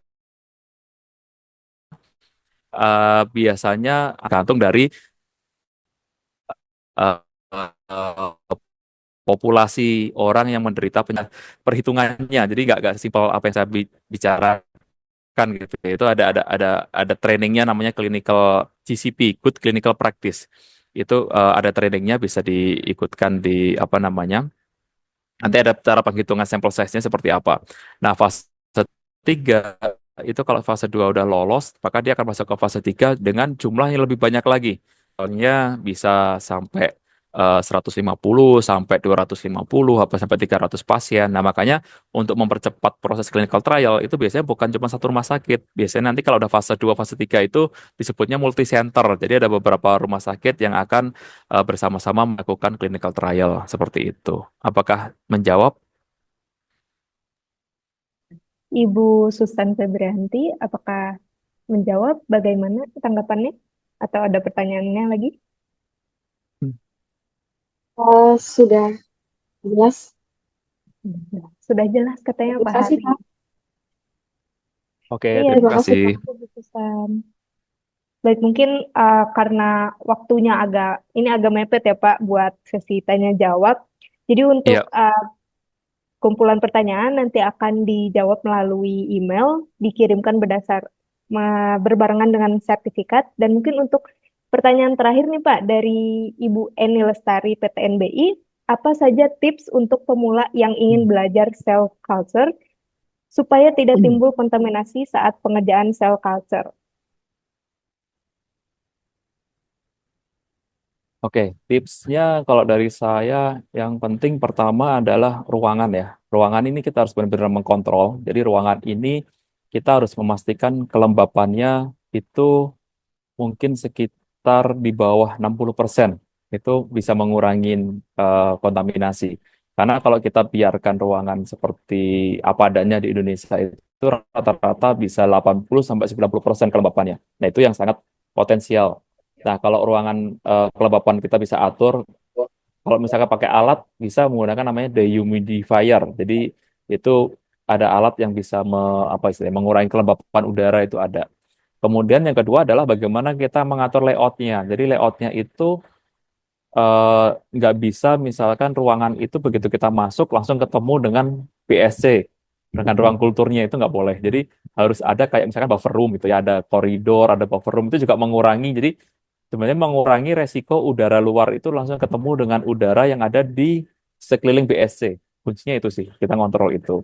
Kemudian yang ketiga ya mungkin aseptik ya, aseptik teknis itu harus benar-benar diterapkan gitu. Jadi kita harus memastikan semua yang nanti akan kontak dengan sel culture kita itu dia steril gitu. Jadi nggak ada yang ini tadi steril apa enggak ya gitu. Kalau misalkan sekarang sih mungkin lebih enak ya, hampir semuanya itu disposable gitu, bisa beli dari Intralab semuanya sekali pakai buang gitu. Nah itu pun kadang-kadang saya kalau misalkan paranoid nggak percaya dengan teman gitu bukan apa, tapi kalau misalkan riset saya gagal kan saya juga yang ngalamin. Jadi saya harus memastikan semua step itu sesuai dengan SOP seperti itu sih. Jadi kita harus disiplin dan ya itu kalau kerja sendiri sih mungkin lebih enak gitu. Tapi kalau misalkan kerja barengan ya kita harus punya aturan yang kita sepakati bareng-bareng gitu. Nggak bisa misalkan kita sudah disiplin, teman kita kayaknya koboi gitu ya. Itu juga mesti akan mengacaukan suatu sistem itu. Tapi ya prinsipnya seperti itu sih. Kalau kita ikutin prosedur aseptik tekniknya itu dengan baik, ya insya Allah sih kulturnya itu kita bisa mulai dengan lebih aman seperti itu. Baik, Udah, terima kasih terima Mbak. kasih.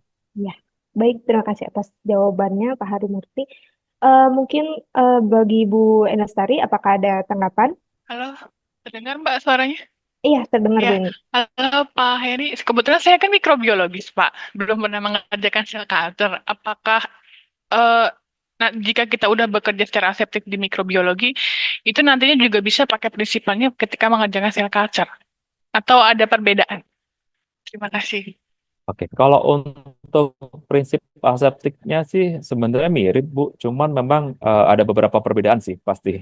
Karena ya harus diadaptasi lagi gitu ya. Tapi nggak, kalau yang penting konsepnya apa istilahnya, konsep aseptiknya itu kepegang itu ya insya Allah sih bagus. Bahkan sebenarnya sih jujur kalau saya nyari karyawan gitu ya, saya lagi interview itu minimal itu kalau dia nggak punya pengalaman di animal cell culture itu saya akan lebih prefer yang orang memang pernah kerja di mikrobiologi gitu. Karena saya, oh kamu pengalaman kontaminasi seperti apa, gimana kamu solving troubleshootingnya gitu ya. Itu dari situ akan ketahuan sebenarnya nih anak menguasai nggak untuk prinsip-prinsip asepticsnya gitu. Nah, itu sebenarnya bisa diterapkan sih, Bu. Tapi memang nggak bisa 100% ya. Pasti harus ada diadaptasi, harus ada yang di, apa istilahnya, kita sesuaikan lagi, kita kulik-kulik lagi, seperti itu. Tapi kalau punya background itu lebih bagus sih. Lebih cepat nanti pelajari. Terima kasih ya Pak Hari. Ya, sama-sama. Baik, mungkin untuk sesi tanya jawabnya kami akhiri di sini. Untuk pertanyaan-pertanyaan bisa ditulis di kolom komentar dan akan dijawab melalui email berbarengan dengan e-sertifikat yang akan dibagikan. Dan mungkin di akhir sesi tanya jawab ini menjadi akhir pertemuan kita bersama Pak Harimurti ya Pak ya. Sayang sekali, padahal masih banyak yang bisa di-share. Dan mungkin karena waktunya terbatas juga, kita langsung melakukan sesi foto bersama ya Pak ya. Ya, untuk para audiens, mohon untuk mengaktifkan kameranya dan menggunakan virtual background yang sudah dibagikan oleh kami melalui chat Zoom. Oke, ini ada beberapa slide, jadi tolong ditahan dulu posisi senyumnya selama kita mengambil gambar ya para audiens. Oke, oke, kita masih tunggu ya. Masih banyak ini yang mau on cam. Tunggu sebentar. Oke, tahan ya. Satu, dua, tiga. Oke, sekarang slide dua masih ditahan senyumnya. Satu, dua, tiga. Oke, sekarang slide tiga masih ditahan senyumnya. Satu, dua, tiga. Oke, untuk sesi foto bersamanya sudah selesai. Baik, kepada Pak Harimurti, terima kasih atas waktunya yang sudah diluangkan untuk mengisi di acara webinar PT Intralab Ekatama hari ini dengan eh, materi yang sangat-sangat bermanfaat ya Pak ya. Ya, Baik, terima kasih. Saya pamit. Mohon maaf nggak bisa ikut sampai selesai karena ada event lain. Bahkan ini juga sebenarnya saya juga bukan di kantor, lagi di event juga. Terima oh, kasih. Sampai ya, ketemu lagi. ya, terima kasih Terima Pak. kasih kembali, Ya, Pak. izin live. Ya. Ya. Pak. Baik, Bapak Ibu sekalian, kita akan melanjutkan acara webinar hari ini, di mana tadi sesuai dengan yang sudah dijelaskan oleh Pak Harimurti, kita akan membahas tentang production production teknologi yang PT Intralab Ekatama dapat tawarkan, di mana materi Intralab Ekatama hari ini akan dibawakan oleh Ibu Hanifah. Ibu Hanifah, apakah sudah ada di ruang Zoom? Waktu dan layar dipersilahkan kepada Ibu Hanifah. Baik, selamat pagi Bapak dan Ibu. Terima kasih banyak atas kehadirannya pada acara webinar hari ini 24 September 2024. Kali ini webinarnya berlangsung lebih pagi Bapak dan Ibu sehingga mungkin jadi lebih semangat dan juga lebih fresh.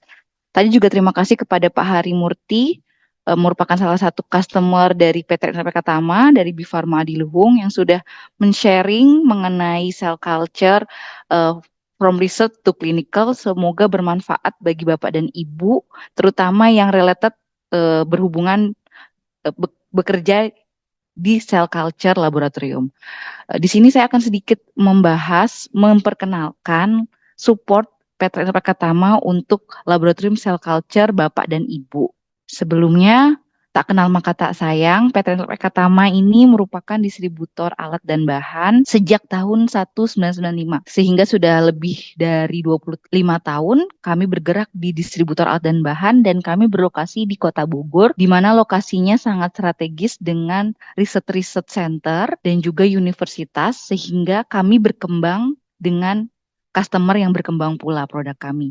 Sehingga barang-barang yang sudah kami jual saat ini berupa untuk di kebutuhan di mikrobiologi, kimia, penelitian life science, bahkan sudah beranjak ke raw material di industri. Kami bekerja sama lebih dari 10 prinsipal yang tersertifikasi seperti Himedia, Corning, Axigen, Mediatek, sehingga apabila Bapak dan Ibu mempunyai keluhan ataupun komplain dari produk-produk yang kami agini, bisa langsung menghubungi kami karena kami berhubungan langsung dengan para prinsipal atau produsennya. Tadi membahas sedikit mengenai cell culture, Pak Haris sudah menyinggung tentang aseptic work area. Mungkin ini beberapa gambaran dari aseptic work area di laboratorium cell culture. Kita lihat di situ ada BSC, kemudian juga ada mikroskop, ada inkubator CO2 dan juga ada refrigerator. Ini beberapa gambaran dari laboratorium cell culture yang bekerjanya itu harus aseptik, dia harus terisolasi dengan akses masuk yang terbatas dan juga workflow-nya itu baik. Basic equipment untuk bekerja di lab cell culture seperti ada mikroskop inverted untuk melihat selnya, terutama dalam karakteristik sel dan juga mengetahui sel itu hidup atau mati. Kemudian juga ada CO2 inkubator untuk menumbuhkan sel, kemudian refrigerator untuk menyimpan bahkan sampai ke liquid nitrogen, kemudian autoclave karena bekerja secara aseptik sehingga membutuhkan kondisi yang steril, kemudian BSC bekerja dalam kondisi yang steril dan juga cell counter fungsinya sama seperti mikroskop untuk membaca jumlah sel. Nah, kemudian juga ada reagen consumable yang dipakai untuk bekerja di laboratorium cell culture. Mungkin Bapak dan Ibu sudah familiar dengan classical basal media, kemudian antibiotik, kemudian cell dissociation reagent. Kami support untuk yang animal origin free ataupun animal origin. Apabila nanti concernnya lebih ke halal isu, kita bisa menggunakan animal origin free. Seperti di sini contohnya ada gambar di pojok, ada animal origin free dari Himedia dengan nama Envisym dan berasal dari rekombinan sel. Kemudian juga ada bovine albumin, kemudian water steril, jadinya reagen-reagen yang memang digunakan dalam animal cell culture, hingga stem cell platformnya, jadinya media khusus untuk stem cell kami juga support dari brand Corning dan juga Himedia. Dan jangan khawatir, kode brand tersebut sudah terkualifikasi oleh GMP. Nah, ini Corning support, jadi dari proses media hingga nanti proses sterilisasi media ataupun penyimpanannya kami support, dan terutama media culture berbentuk powder karena memiliki expired date yang lebih lama dan dapat digunakan sesuai dengan kebutuhan Bapak dan Ibu. Nah, dan kondisinya saat ini ada di stok dan stok di gudang kami dan harganya cukup baik sehingga apabila Bapak dan Ibu membutuhkan nanti bisa langsung menghubungi kami. Nah, selain dari reagen tadi, kami juga support untuk consumable. Consumable cell culture dari Corning brand dari proses culture hingga analisis dan juga untuk penyimpanan. Di sini culturing biasanya dari menggunakan flash berukuran paling kecil 12,5 bahkan di upscaling nanti hingga ke ukuran 1720 cm kubik luas permukaan sel culture yang tumbuh. Itu dengan menggunakan hyperflash dari Corning. Jadi Bapak dan Ibu mulai dari research flash, kemudian di stack pakai cell stack, kemudian di upscaling kembali menggunakan hyperstack, kami support. Jadi dari riset hingga upscalingnya. Dan kemudian analisisnya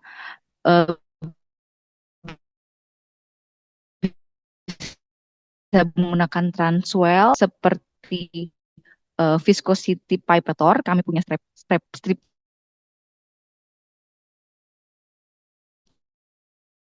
juga untuk serological. Kemudian ada 4 disk, tergantung karakteristik sel Bapak dan Ibu, ada yang tipenya treated ataupun yang untreated.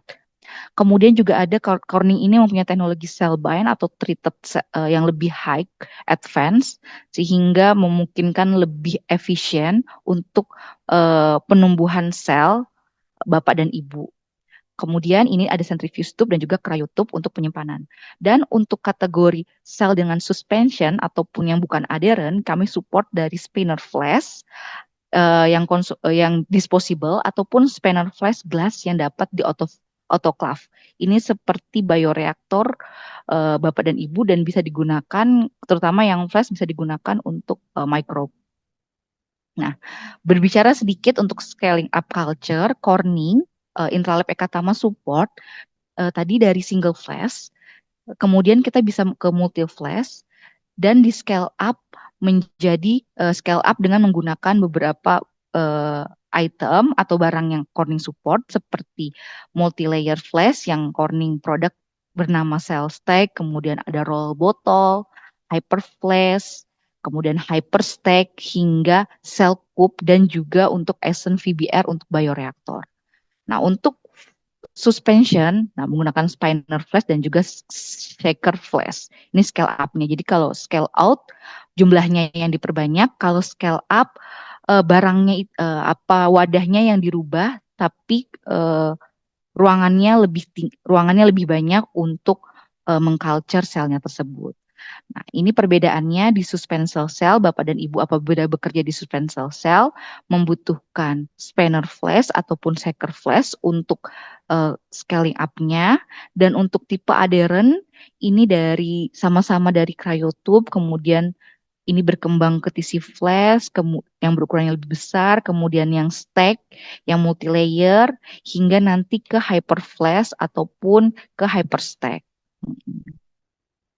Nah, selain consumable tadi, kami juga support cell line dari ATCC, baik untuk animal cell atau human cell, kami bisa support, dan kami merupakan salah satu distributor yang terpercaya dipilih oleh ATCC untuk mendistributorkan di Indonesia.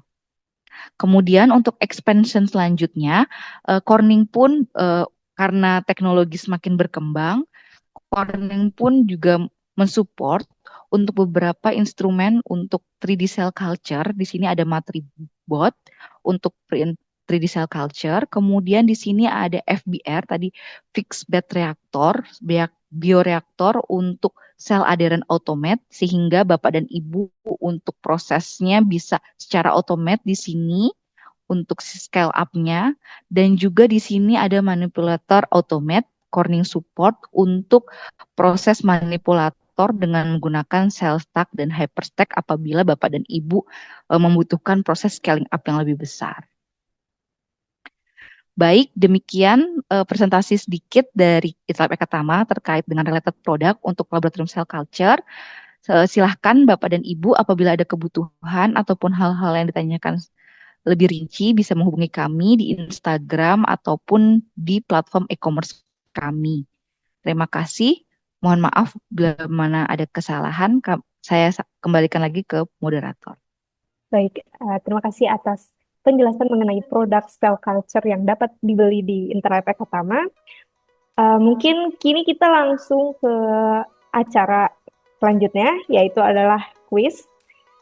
Jangan tinggalkan room Zoom terlebih dahulu, karena kita akan ada quiz dengan hadiah yang sangat menarik, quiz Kahoot, di mana hadiah untuk juara 1, 2, 3 itu total sebesar 600.000, dengan juara 1 300.000, juara 2 200.000, juara 3 100.000. Sangat menarik, bukan? Jadi silakan diakses, lalu nanti masukkan pin gamenya 888-9511. Oke, ayo para audiens untuk segera join di Kahoot. Apa yang akan ada di quiz itu yang sesuai dengan yang tadi disampaikan oleh Pak Hari dan Ibu Hanifah ya. 3, 2, 1. Oke, dimulai. Pertanyaan pertama. Dari webinar September Intralab Ekatama 2024. Coba kita lihat pertanyaan pertama. Di manakah saat ini narasumber beraktivitas? Oke, segitiga, Kalbe Farma, Bulat, Newmont Nusa Tenggara, PT Bi Farma Adi Kulung, atau Universitas Gadjah Mada. Yang mana nih? Kira-kira jawabannya? Yang benar, ayo, semangat. 4, 3, 2, 1. Oke, waktunya habis. Yang benar, PT Bi Farma Adi Kulung. Ada beberapa orang yang menang. Terus ya, ini top skornya nomor 1 Pak Hendrik Wahyu, Johannes, dan Naufal Nibras. Ayo, masih ada 10 pertanyaan lagi buat nyusul. Nah, berikut common user lain kecuali CHO atau CHO, MRC, HeLa atau Vero. Ini jawabannya yang mana nih? Buat kalian yang ahli-ahli di cell culture pasti udah tahu nih jawabannya. Oke, 29, 5, 4, 3, 2, 1. Oke, jawaban yang benar MRC. Yang dari tadi dibahas sama Pak Hari ya. Pak Hendrik masih jadi nomor 1, disusul oleh Pak Johannes, lalu Ibu Leni. Masih ada kesempatan untuk yang lain buat nyusul. Berikut yang berkaitan dengan mesenchymal stem cells. Apa nih? Ada breast milk, pluripotent, adherent to plastic, atau inability to differentiate. Berikut yang berkaitan dengan MSC. Oke? 5, 4, 3, 2, 1. Oke, jawaban yang benar, adherent to plastic. Oke. Mantap nih. Siapa coba nomor 1? Masih Pak Hendrik, lalu Pak Johannes, lalu Naufal Nibras nih menyusul dia. Oke, pertanyaan selanjutnya. Tulis jawaban. What the define for stem cell transplantation involves the use of stem cells from someone other than the patient. Nah, ini apa nih? Tadi udah dijelasin sama Pak Hari. Stem cell transplantation involves the use of stem cell from someone other than the patient. Nah, other than the patient, apa coba namanya tadi? 10 nih. Ayo 9, 8, 7, 6, 5, 4, 3, 2, 1. Apa nih coba jawabannya? Allogeneics ya, para audiens. Sesuai dengan yang dijelaskan oleh Pak Hari tadi.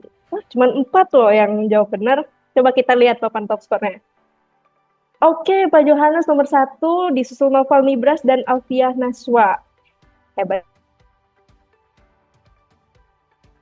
Pak Johannes sampai akhir biar dapat 300.000. Nah, pertanyaan selanjutnya nih. Berapa banyak tahapan proses MSC manufacturing and cell banking? Itu N ya. Ada berapa nih? 6, 7, 5, atau 8? Berapa banyak tahapan proses MSI? MSC. 5, 4, 3, 2, 1. Oke, jawabannya ada 6. 8 orang yang benar. Oke, papan top skornya. Nomor 1 masih Pak Johannes. Diikuti Naufal Nibras dan Alfiah Naswa. Leni dan Hendrik Wahyu masih kelima. Semangat. Di mana lokasi PT Intralab Ekatama? Nah, ini tadi yang dijelaskan sama Bu Hanifah. Ada di Jakarta, atau di Bogor, di Tangerang, atau di Bandung? Ayo, dijawab. Di Bogor. Ya, bagus. Semua yang merhatiin berarti 25 orang. Keren banget. Oke. Papan top skor. Masih Pak Johannes, Naufal Nibras, dan Alfiah Naswa. Top 3. Ini kayaknya bakal nyampe akhir top 3-nya ini. Udah, ayo. Soal selanjutnya. Nah, ini tulis jawaban lagi nih. Tuliskan brand consumable yang Intralab distribusikan yang related dengan cell culture lab. Brand apa coba? Brand yang sangat-sangat identik dengan cell culture lab. Tadi udah dijelasin panjang lebar oleh Ibu Hanifah dan semoga bisa beli ya di Intralab. Ayo, 10 detik lagi. Ini gampang banget nih jawabannya. 5, 4, 3, 2, 1. Corning dan High Media. Coba berapa yang jawab benar? Woi, ada 16. Wah, Pak Noval Nibras ini menyusul ya. Pak Yohanes kedua, Bu Alfia Naswa ketiga. Yang lainnya masih bisa semangat, masih banyak pertanyaannya. 2 lagi. Apa nama alat di bawah ini? Silakan perhatikan di layar. Nama alat di bawah ini disebutkan di namanya apa ini nama alatnya? Ini yang merhatiin Bu Hanifah nih bisa jawab. Ayo semangat. Semangat. Semangat 300.000. Oke. 5, 4, 3, 2, 1. Oke, jawabannya adalah cell counter. Nah, ini alat yang sangat dibutuhkan oleh para pelaku cell culture. Ada 11 orang yang jawab, mudah-mudahan bisa beli di Intralab. Ayo. Papan skor. Nomor 1, wah Pak Noval Nibras nih mempertahankan posisinya ya. Terus diikuti Pak Yohanes, nyusul lagi ke posisi 2. Lalu Pak Alfia, Bu Alfia Naswa. Oke. Soal nomor 9. Berikut bukan merupakan media cell culture. Nah, ini juga nih, media-media yang bisa dijual dan bisa dibeli oleh para audiens di Intralab Ekatama ada DMIM, RPMI, MEM, atau TSA. Ayo dijawab. 5, 4, 3, 2, 1. Yang bukan ya. Yang bukan TSA. Oke, ada 20 orang nih. Emang ini ahli semua di cell culture. Oke, papan top skornya. Nomor 1, Noval Nibras. Kedua, Pak Yohanes. Yang ketiga, Alfia Naswa. Oke, apakah akan menjadi juara ini bertiga? Karena ini pertanyaan terakhir ya. Oke, pertanyaan terakhir. Poin ganda, ini siapapun bisa menang nih. Untuk memproduksi sel adheren di laboratorium berikut consumable yang tepat. Kecuali, hati-hati ada kata kecuali ya. TC flash treated, roller bottle, cell stack treated, atau spinner flash. Yang mana nih? Yang mana jawabannya? 4, 3, 2, 1. Jawabannya adalah spinner flash. Oke, ada 12 orang. Lalu papan top skornya. Nah, ini pemenangnya. Podium 1. Oh, podium 3 dulu. Ada Alfia Naswa tadi. Wah. Terus yang kedua, Pak Yohanes. Yang ke-1, Pak Noval Nibras. Oke. Bisa di screenshot untuk para pemenang, lalu nanti bisa menghubungi narah hubung kami yang nanti akan ada di kolom chat nomor WA-nya. Jadi silahkan dihubungi untuk mengklaim hadiah kuis Kahoot-nya. Nah, itu nomornya sudah ada di kolom chat, silahkan dihubungi untuk para pemenang. Dan sayang sekali itu akhir dari sesi kuis Kahoot kita pada pagi hari ini. Dan saya Fidelia sebagai selaku MC harus mengucapkan salam perpisahan kepada para audiens pagi hari ini. Jadi sebelumnya saya ingin mengucapkan terima kasih kepada para audiens dan juga kepada Dr. Harimurti yang tadi sudah meluangkan waktunya. Dan jangan lupa kepada partisipan untuk mengisi link daftar hadir karena akan dibagikan e-sertifikat berdasarkan email yang terdaftar di link daftar hadir. Jadi terima kasih atas waktunya yang sangat berharga dan terima kasih atas rasa antusiasnya sudah berpartisipasi dalam webinar Intralab Ekatama hari ini. Saya selaku MC mohon maaf bila ada kesalahan. Sampai jumpa di webinar Intralab Ekatama berikutnya. Webinar Intralab Ekatama banyak manfaatnya, banyak ilmunya. Ya, terima kasih. Assalamualaikum warahmatullahi wabarakatuh. Assalamualaikum warahmatullahi wabarakatuh. Terima kasih.